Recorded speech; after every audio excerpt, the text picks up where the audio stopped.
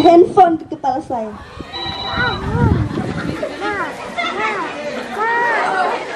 Ya. Oh, ini trap.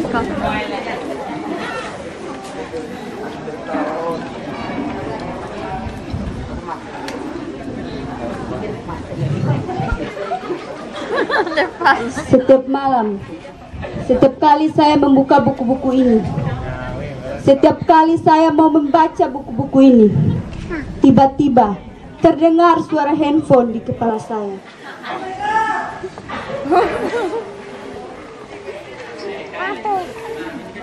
Ini terjadi sejak ayah membuat peraturan baru di rumah ini. Harus menyerahkan benda pujaan pada ayah.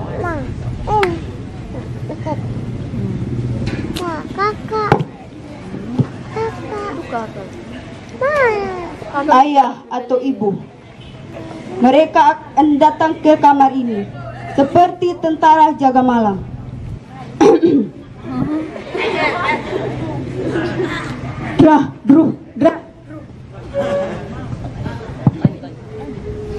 Si pria berkumis itu, maksudnya ayah saya, dan si bahenol itu, nyik nyuk nyik nyuk, maksudnya ibu saya.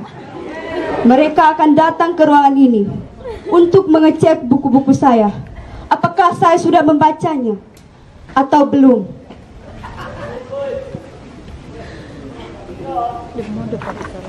Saya bukannya tidak mau berusaha. Segala upaya sudah saya lakukan untuk bisa membaca dengan khusyuk dan bahagia. Tetapi kenapa selalu ada handphone di kepala saya?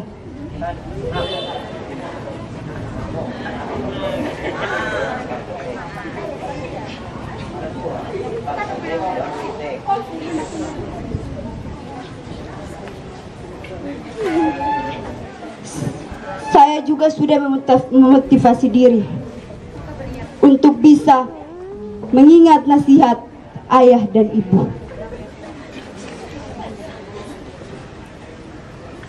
Tapi entah kenapa saya tidak bisa.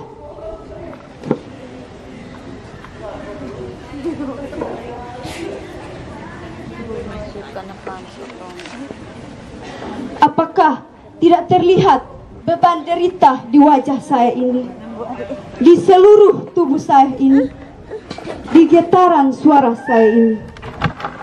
Apakah tidak terlihat? Mungkin saudara-saudara tidak percaya.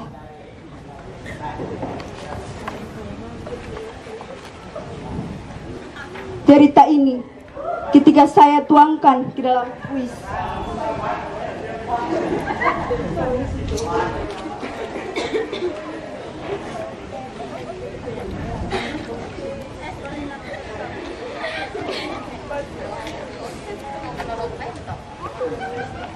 Ruangan yang sepi, pintu yang tertutup, hingga buku-buku yang bisu.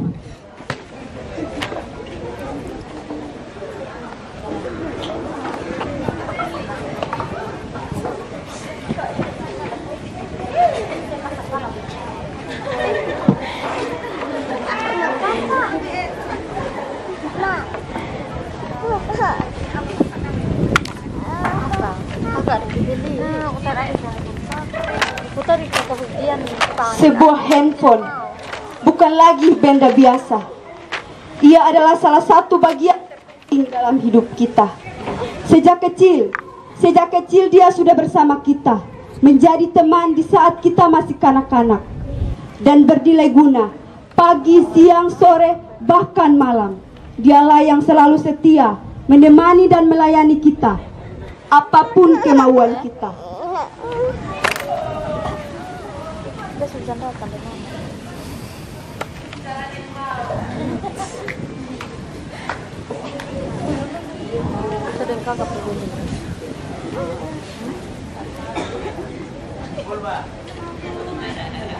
Bahkan dia menyimpan seluruh memori di dalam dirinya.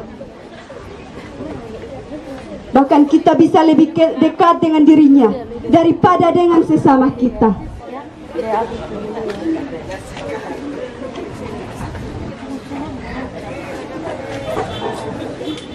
di dalam benak kita suatu simbiosis yang intim, yang sangat romantis dan intim.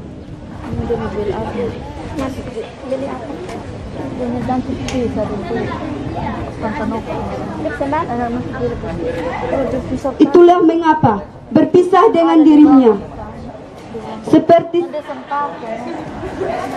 meski cuma sekedar malam, seperti melewati bertahun-tahun kesepian.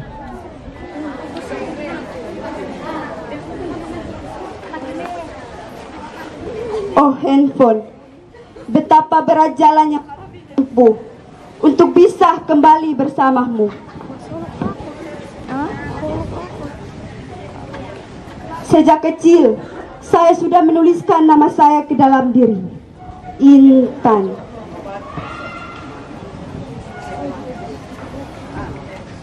Saya memang pernah berganti-ganti paspor dari handphone yang satu ke handphone yang lain.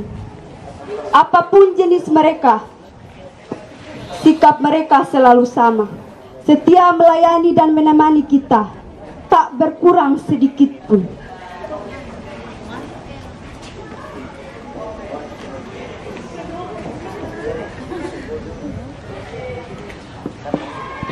Bagiku, ia sangat istimewa, penuh konsistensi dan kesetiaan.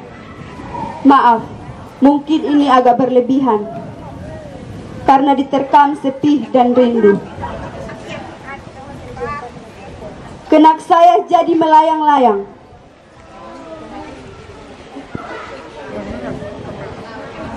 Jadi bagaimana? Sudah cukup jelas saya menderita. Saya menderita bukan karena berpisah dengan dirinya, tetapi saya dihadapkan dengan dua keadaan secara bersama. Di satu sisi, ayah dan ibu ingin prestasi saya maju, tapi di sisi lain, saya sudah terbiasa hidup dengan handphone.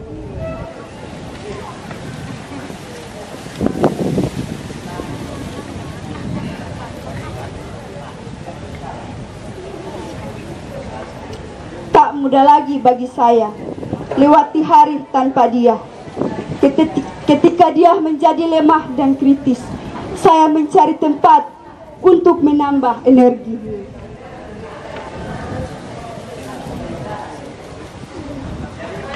Begitu panjang dan berat jalan yang harus kutempuh. Tidak ada